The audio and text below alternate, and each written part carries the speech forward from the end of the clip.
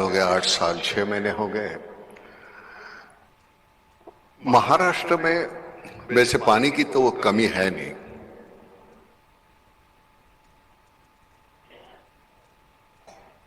लेकिन दुर्भाग्यवश बात यह है कि प्रकृति ने हमें सब कुछ दिया है और न जाने क्यों हम सब खोते जा रहे हैं। ये हम समझ नहीं पा रहे हैं, हमारे पास सब कुछ होने के बावजूद हम उसका इस्तेमाल सही तरीके से क्यों नहीं कर पाते।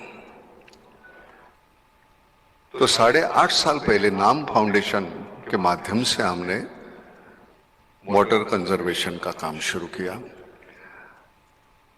पूना में खड़कवासला नाम का एक डैम है जिसकी कैपेसिटी 1.7 टीएमसी है और शेखावत साहब आज तक हमने 6.7 टीएमसी का काम किया है नाम के माध्यम से।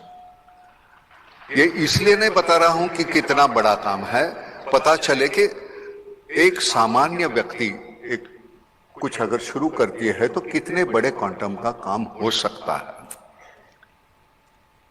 हमारा प्रॉब्लम वही है कि बच्चे बड़े हो जाते हैं, सीखते हैं, पढ़ते हैं, आधुनिक तंत्रज्ञान जो है हमारा वो सीख लेते हैं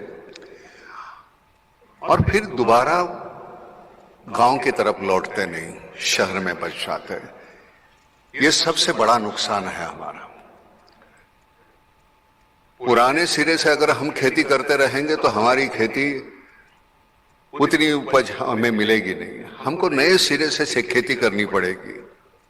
नया तंत्रज्ञान हमें नई पीढ़ी को अवगत है लेकिन वो वापस जा नहीं रही है खेत में। तो ये माइग्रेशन जो है वो खत्म होना चाहिए।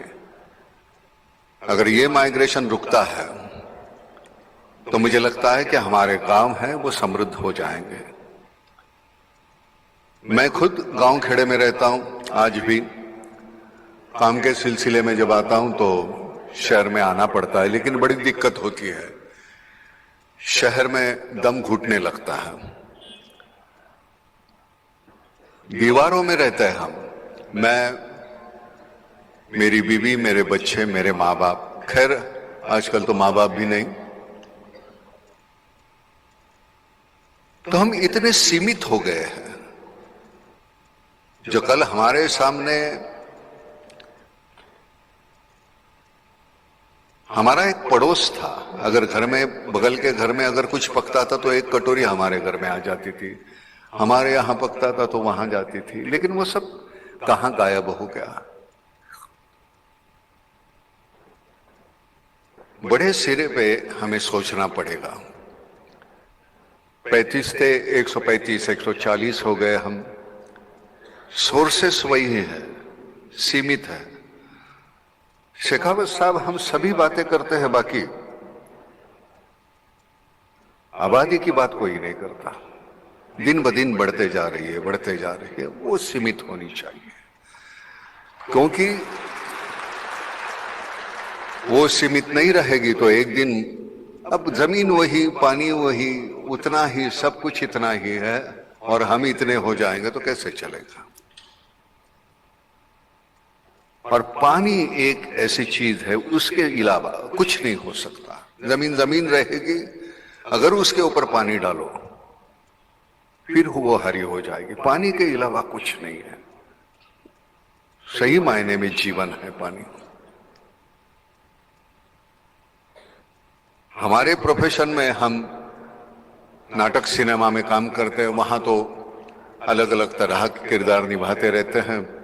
कोई कभी कभी सराहना करते हैं हमारी तो पूछते हैं, नहीं आपने वो कैसे खूबी से निभाया, ये कैसे खूबी से निभाया, सभी रोल कैसे खूबी से निभाते। मैंने कहा मालूम नहीं हमें। एक कहानी है, धोबी था, उसका गधा गुम हो गया। वो दिन भर ढूंढता रहा, गधा कहीं मिला नहीं, रात हो गई, घर आया। बीवी ने कहा कि दिन भर थके हो, कुछ खा लो। परोसा, एक निवाला तोड़ा, मुंह की तरफ लिया और वैसे ही रख दिया और बाहर गया। बीवी चिल्लाती रही, कहाँ जा रहे हो? और 5 मिनट में गधा लेके आ गया। बीवी ने कहा, दिन भर ढूंढते रहे, गधा मिला नहीं, अब कहां से लाया? तो कहते नहीं, बैठा निवाला तोड़ा तो मेरे जहन में एक बात आई कि अगर मैं गधा होता तो कहां जाता। वहां जाके देखा तो वह गधा मिल गया। तो आज तक जो हमारे रोल है वो हमको ऐसे मिल गए। नाम फाउंडेशन वो भी एक ऐसी ही चीज है कि लगा चलो शुरू करते हैं कुछ, और किसी की हंसी के हम मजे हो जाते हैं ना तो बड़ा मजा आता है। इससे बेहतर नहीं है। अब नाटक सिनेमा में काम करने की वजह क्या है? आप जब तालियां बजाते हैं, आप सराहना करते हैं, आप बोलते हैं नहीं वाह बहुत अच्छा काम किया, बड़ा अच्छा लगता है। ये इंसान की फितरत है, उसे कोई अच्छा कहे तो अच्छा लगता है, लेकिन जिस दिन बुरा कहे तो बुरा लगे ना तो और अच्छा होगा। क्योंकि बुरा कहने के बावजूद कोई सुधरता नहीं, तब दिक्कत होती है। खैर,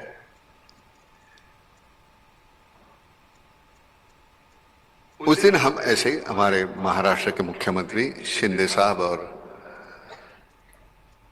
फडणवीस साहब डेप्यूटी, तो उनके ऐसे ही एक इंटरव्यू ले रहा था मैं ऐसे स्टेज पे। गलत मत समझिए,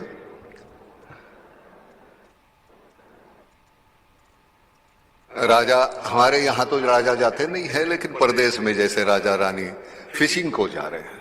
अब फिशिंग को जा रहे हैं तो रास्ते में एक कई मछुआरा गधे पे बैठ के जा रहा है। तो राजा ने पूछा कहां जा रहे हो? फिशिंग को। तो कहते नहीं, आज तूफान आने वाला है, बहुत बारिश होगी, आज नहीं जाऊंगा। तो कहता पागल हो, हमारे पास हमने एक आदमी रखा है हवामान तज्ञ, जो सब कुछ बताता है। उसने कहा कुछ नहीं होगा, जाइए महाराज। और महाराज चले गए और बाद में तूफान आया, बारिश हो गई।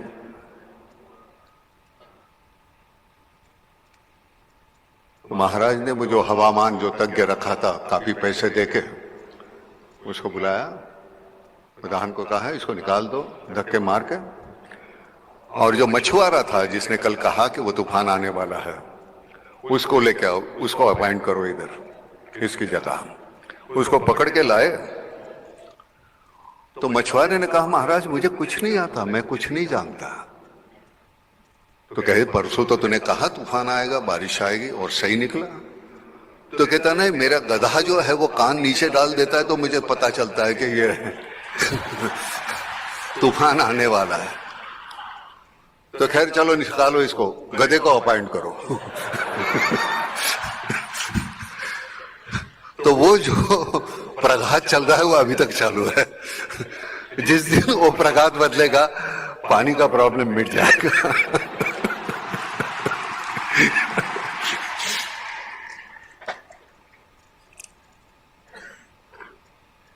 तंज की बात छोड़ो, लेकिन मैं सबसे बुरी बात हमारे यहां यह है, जो चीज हमारे पास है उसकी कीमत नहीं हमें। वेंटिलेटर पे 2 दिन रहो, 7 लाख का बिल भरोगे, जन्म से यहां सांस ले रहे हो, लेकिन उस पर्यावरण का आप कोई ख्याल नहीं रखेंगे। ये तो कमाल है, क्योंकि फोकट का है ना, भगवान ने दिया हुआ। हवा है, पानी है, ऑक्सीजन है। वो जिस दिन हम ख्याल करेंगे तो मजा है, नहीं तो क्या। मैं यहां आने की मैं वजह बताता हूं। मैं शूटिंग कर रहा था प्रयागराज में, यहां से 2.5 घंटे फ्लाइट से लगते हैं। हमारी शूटिंग आज बंद रखी है हमने। मैंने कहा नहीं जाना है, क्योंकि ये बात करने का मौका मिलेगा मुझे। मैंने कोई मेहरबानी नहीं की, मैं वहीं जाता हूं जहां मुझे खुशी मिलती है। आपको मिलती है कि नहीं मुझे नहीं मालूम। I like you not because of what you are, but what I am when I am with you. मंदिर मुझे अच्छा नहीं लगता, मंदिर में जाने के बाद मुझ में जो बदलाव आता है वो मुझे अच्छा लगता है, इसलिए मुझे मंदिर अच्छा लगता है। मंदिर में सच कहता हूं मैं जाता नहीं। भगवान के जैसे इतने लोग मेरी जिंदगी में मिले, उनके सामने झुकते झुकते भगवान की तो बारी आई ही नहीं। एक बार जाएंगे तो बात करेंगे तब। बाबा आमटे हैं, इतने बेहतरीन, इतने कमाल के समाज सेवक।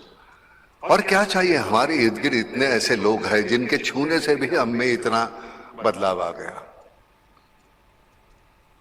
आप जिस तरह का काम कर रहे हैं, इतना बेहतरीन काम है। मैं तो कहता हूं ना, मैं अभी कह रहा था बहन जी को कि मैंने कहा मैं पाखंडी किस्म का आदमी हूं।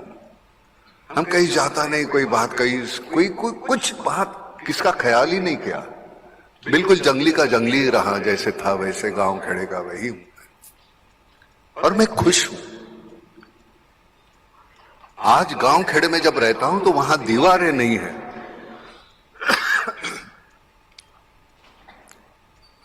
अगर शहर के आदमी को पूछो कि आसमान देखा तुमने, कब देखा, है ही नहीं वक्त। हर बार नीचे देख के चल रहे हैं, काम कर रहे काम कर रहे काम कर रहे। अरे भाई आसमान देखो, हमारे लिए बना हुआ है। अब शहरों में बचा भी कितना आसमान, खिड़की इतना तो आसमान है। अब भी वो बड़ी बड़ी इमारतें आ गई, वो भी हमारा आसमान छीन लिया हुई इमारतों ने। धन्यवाद। बहुत जरूरी होता है ये।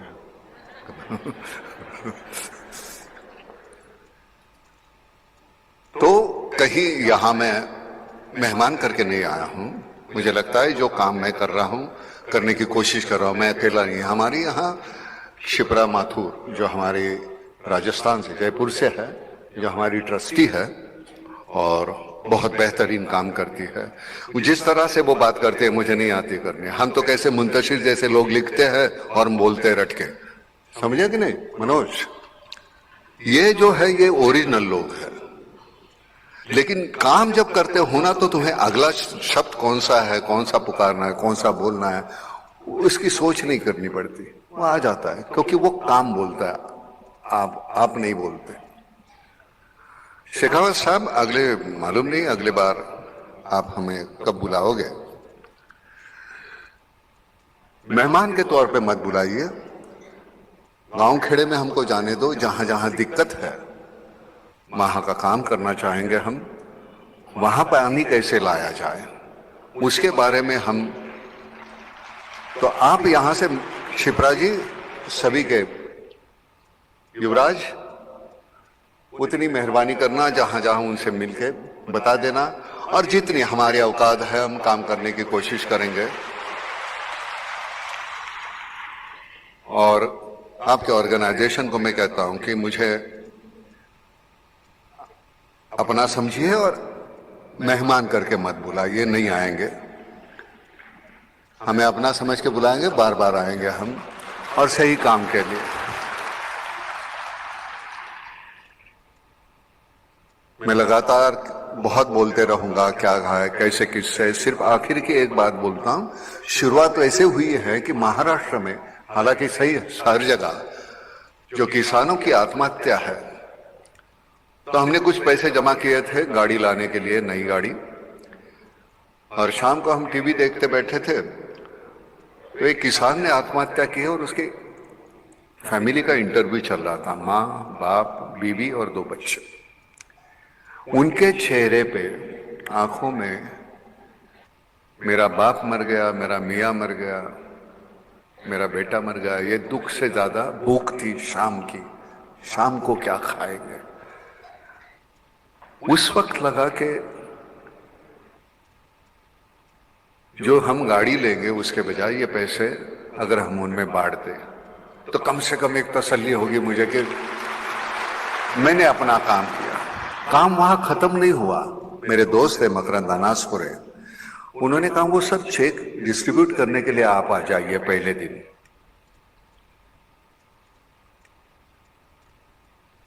बड़ी नाखुशी से मैं वहां गया। सामने